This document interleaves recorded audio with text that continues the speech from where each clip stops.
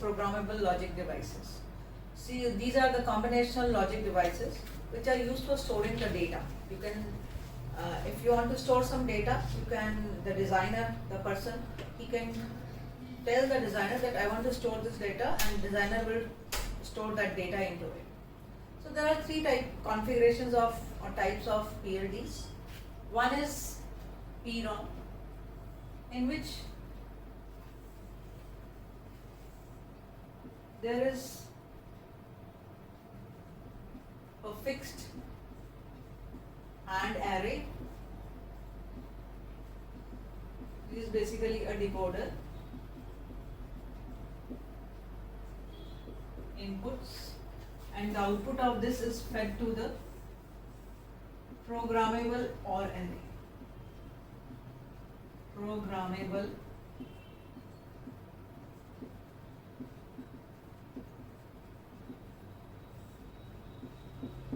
this is basically PROM. Programmable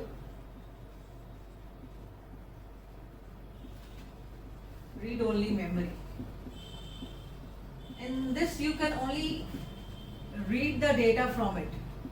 The name itself suggests it's a memory device, and you can, whatever data you want to store in it, you can store it by giving the data to the designer, and he or she will store the data, and even if the power goes off, then also the data remains in that particular PROM. So this is one of the PLDs which are being used. Second is PAL, programmable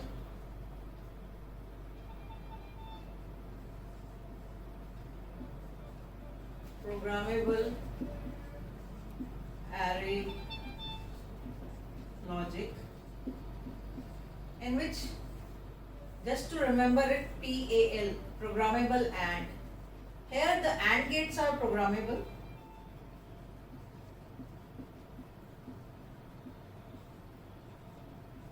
whereas OR gates, they are fixed. The number of OR gates depends upon the number of outputs, and the number of AND gates depends upon the number of inputs.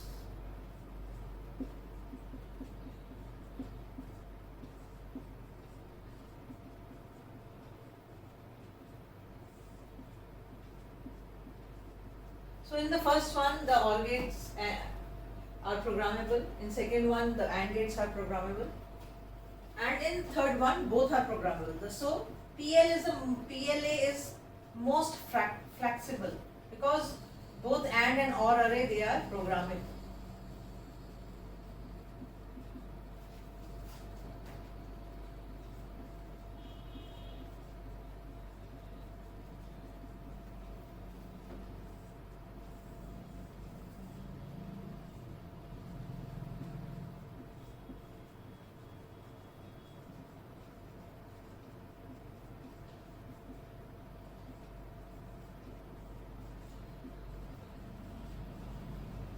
You can have any number of inputs. There is no limit to it, and you can have any number of outputs.